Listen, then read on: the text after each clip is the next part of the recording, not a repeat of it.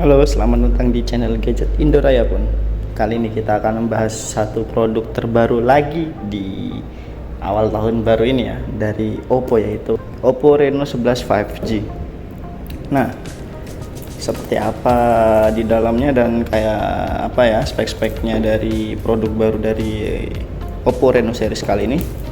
Sebelum itu teman-teman bisa bantu tekan tombol like, subscribe, dan juga hidupkan loncengnya ya, supaya teman-teman tidak ketinggalan dari video-video di channel kita ini.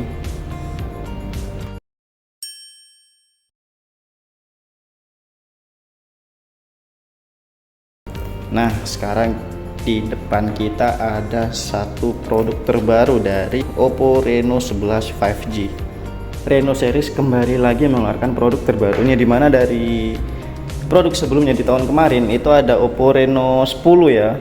Nah, sekarang mereka mengeluarkan lagi yaitu Oppo Reno 11 5G. Yang ini tuh yang reguler, dan ada lagi satu varian yang Oppo Reno 11 Pro 5G itu ya. Cuman yang kali ini kita akan bahas yaitu Oppo Reno 11 5G nya. Nah, untuk yang sekarang saya pegang tuh kita mendapatkan warna hijau ombak ya, green wave, dengan varian RAM 8256 GB.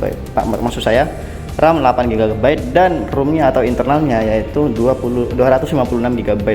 Tanpa basa-basi, coba kita unboxing dulu ya. Kita lihat apa saja yang ada di dalam packagingnya. Jadi kita langsung unboxing saja dulu.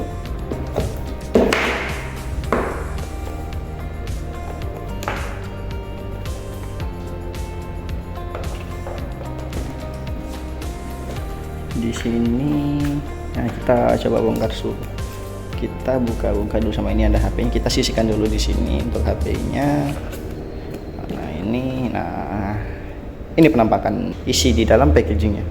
Ada handphone, ada kelengkapan lainnya, dan juga ada ini dalam kardus kecil ini ya. Coba kita lihat. Oh, di sini terlihat ada ya buku-buku panduan safety guide ya. Di sini ini ada soft silicon case-nya. Di sini kali ini warnanya tuh seperti ini sih, seperti warna HP yang akan kita bahas kali ini, hijau-hijau ombak gitu ya. Cuman ini tidak bening, lebih ke dock gitu ya warnanya ya. Lanjut kita lihat. Tadi di sini aku pegang ada kayak stiker gitu. Sebentar. Ini SIM tray ejection. Lalu di sini ada apa ini? Bisa lihat gak? On hole cell sticker. Di sini ada barcode, mungkin nanti bisa kita scan ya. Ya, entah gimmick atau apa dari Oppo, tapi ya unik, menarik. Di sini kita mendapatkan apa lagi? Batok kepala chargernya yang lumayan gede ya, berat juga, dan 67 watt super VOOC, yang bisa dipastikan berarti produk Oppo Reno 11 5G kali ini tuh support fast charging.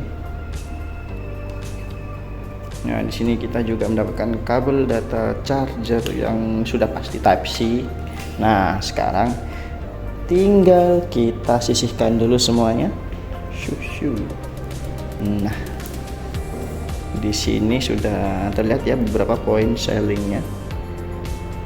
32 megapiksel telefoto portrait kamera, 50 megapiksel Sony sensor with OIS kamera. Di sini ya sudah menggunakan sensor dari Sony. Jadi di series Oppo Reno 11 kali ini itu ada beberapa upgrade dari produk sebelumnya, dimana sekarang mereka di sisi kameranya itu sudah menggunakan sensor Sony. Yang kita tahu untuk sensor Sony untuk di bagian kamera itu sudah sangat-sangat bagus, dan ditambah juga OIS, yang pasti hasil dari video atau fotonya akan sangat stabil dan jernih. Lalu untuk di penseling berikutnya yaitu 67 watt super VOOC flash charge with 5000 mAh large battery. Lalu di bagian bawah sendiri ada menggunakan Color OS 14, brand new Color OS ya. Berarti untuk Color OS yang dipakai oleh Reno 11 5G ini yaitu Color OS yang terbaru. Berarti ini masih menggunakan operasi sistem yang masih fresh, berarti masih segar, serba baru di awal tahun baru. Langkah yang bagus untuk dari pihak Oppo ya. Nah, tanpa basa-basi kita langsung lihat saja penampakan dari Oppo Reno 11 5G ini seperti apa sih. Nah, ini coba kita lihat belakangnya dulu. Oh, ini nih hijau ombak. Bisa dilihat kayak ini sih betul, dari desain saja sudah kelihatan premium ya. Karena bisa dilihat di kamera ini ya, untuk di bagian finishing di case belakangnya itu kayak seperti ada apa ya, kayak tekstur entah mirip batu atau kayak mirip ombak gak sih, atau mirip ombak laut yang kalau kita lihat dari atas permukaan gitu ya. Makanya mereka menggunakan kata di bagian warna tuh hijau ombak ya, karena emang kayak terlihat seperti ombak gitu sih. Bagus, terlihat sangat premium di sini. Untuk modul kameranya di sini mereka menggunakan triple kamera ya,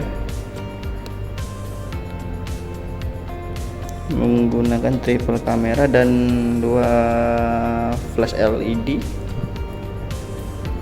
Untuk di bagian bawah di sini ada ya slot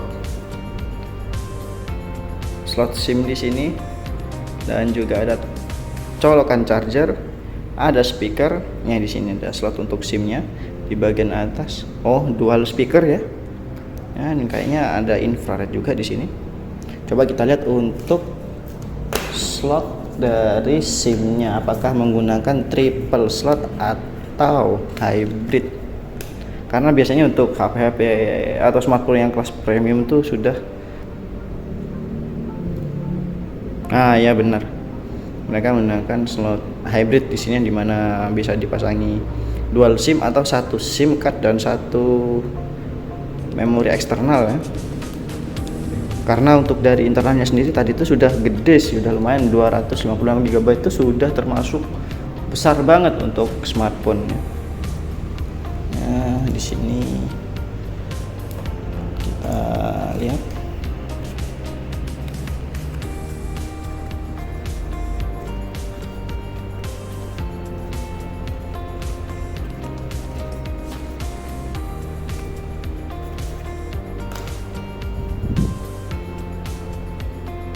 Nah, kita sudah masuk ke tampilan awal dari smartphone ini.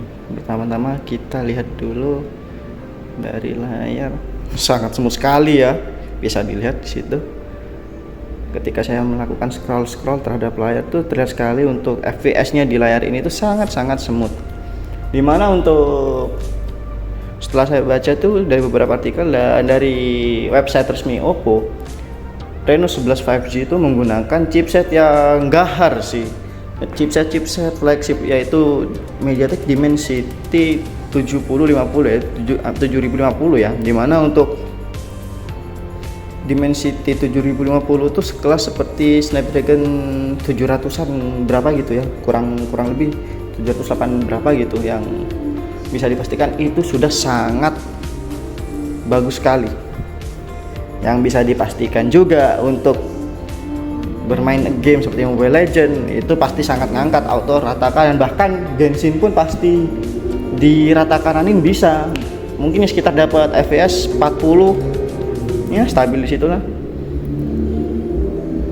Nah, untuk di layar ini sangat-sangat smooth ya.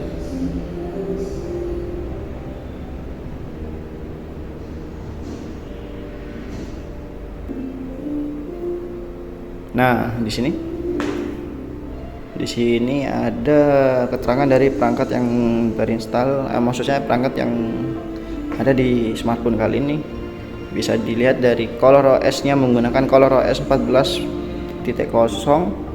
Lalu untuk prosesornya di sini MediaTek Dimensity 7050 ya, dengan ukuran layar yaitu 6,7 in.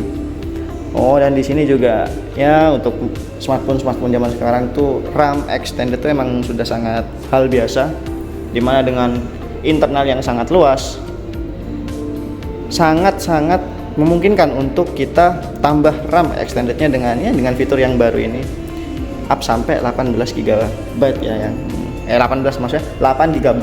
Berarti jika ditambahkan dengan RAM bawaan sendiri itu bisa up to 16 GB untuk RAM-nya sendiri dengan memakan sebagian dari space internalnya handphone ini. Nah, untuk kamera depan yaitu 32 megapiksel dan bagian belakang 50 megapiksel plus 32 megapiksel plus 8 megapiksel versi Android 14.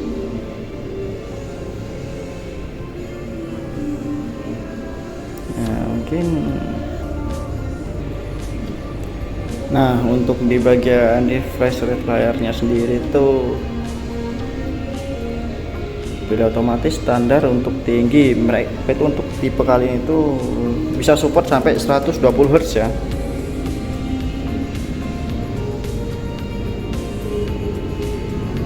Bahkan ada yang beberapa aplikasi itu bisa disetting manual. Jadi kayak misalkan kita tuh bermain game FPS katakanlah PUBG atau main game Genshin atau ML, itu bisa kita setting manual dulu apakah mereka akan disetting default 90 Hz atau 120 Hz. Jadi ya enak sih bisa disetting manual gini. Jadi gak semua aplikasi itu akan menyesuaikan dengan FPS 120 Hz ya untuk refresh rate layarnya, karena juga memakan daya baterai sih untuk dengan dengan refresh rate yang sangat tinggi seperti itu. Jadi sangat enak sih apabila kita bisa menyeting secara manual gini.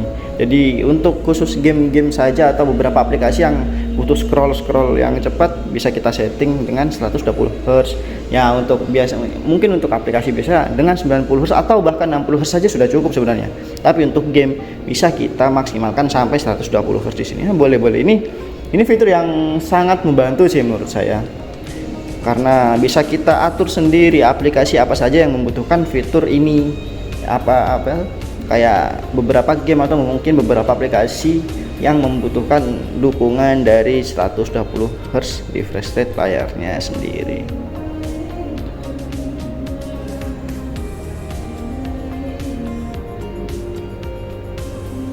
Coba kita lihat di sini untuk tingkat layar atau YouTube tadi kita setting di apa coba?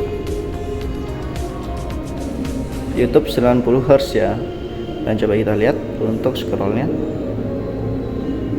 Ya, ini lancar sekali. Nah, sekarang coba kita setting ke 120 Hz.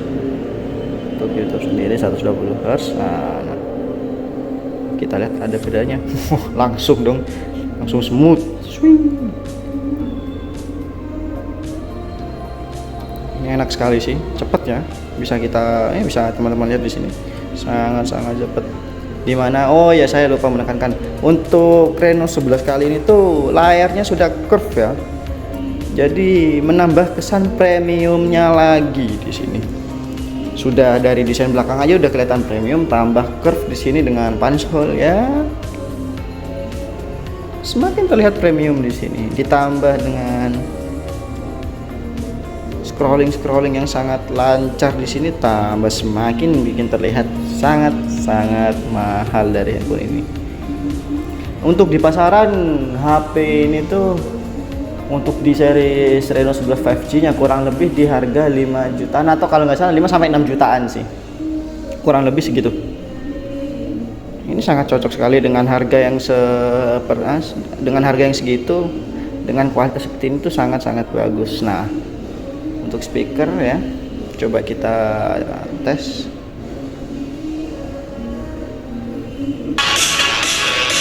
Nah, ini untuk speakernya ya di sini. Ini full ya, untuk saya setting full gitu.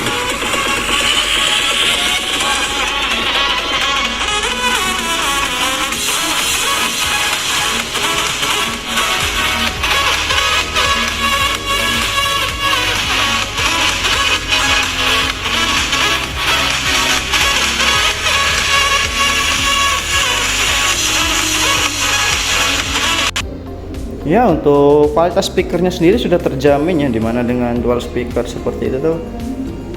Untuk dari segi volumenya ya sangat jernih sekali, apalagi dengan maksimal power ya dari volumenya sendiri itu kencang dan jernih. Untuk di sisi bass tuh ya rata-rata sih, untuk dibilang bagus juga tidak bagus sekali, cuman cukup untuk karena tadi kan saya juga setting di volume paling mentok. Untuk bassnya sendiri cukup kerasa kok, ada lumayan balance ya untuk di bagian speakernya. Nah sekarang coba kita lihat di bagian kamera.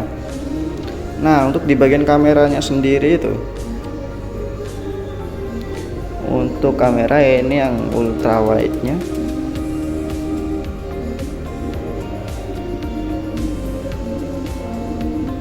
di bagian potret ini yang bagian paling ditonjolkan karena katanya itu sampai bisa sebagus itu.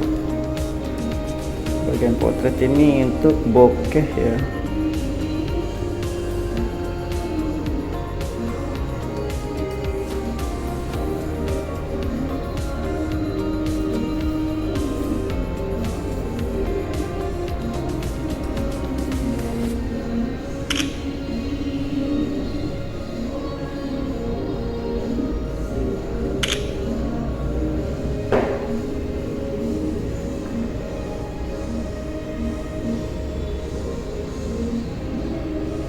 Untuk hasil kameranya sendiri itu seperti ini kurang lebih ya, nanti akan saya tampilkan.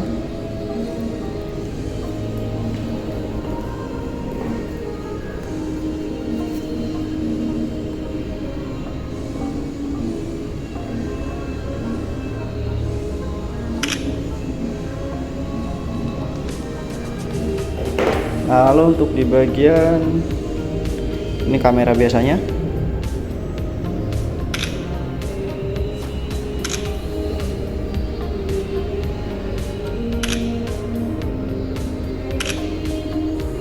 lalu di bagian videonya, itu di sini bisa sampai 4K ya, ada pilihan sampai untuk resolusi sampai 4K 30 fps. Untuk 1080p nya itu ada yang sampai 60 fps, dan ada ultra stabilnya, jadi ada stabilisernya ya di sini. Untuk udah 60 fps support dan ada stabilisernya juga. Apakah, coba kita cek di bagian 4K nya apakah bisa stabilizer juga. Sepertinya tidak bisa untuk bagian 4K nya karena langsung dialihkan ke bagian resolusi 1080p tadi. Nah, coba kita cek dulu ya. Nah untuk di videonya sendiri itu ya di resolusi 1080p dan 60 fps. Ini menggunakan stabilizer ya, dimana bisa terlihat kondisi di outdoor tapi sangat stabil ya. Minim sekali untuk goyangan di hasil videonya.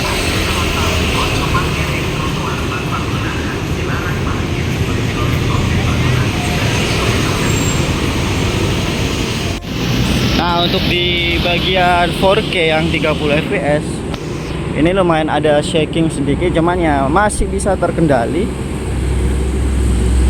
masih aman, tidak terlalu banyak getaran juga.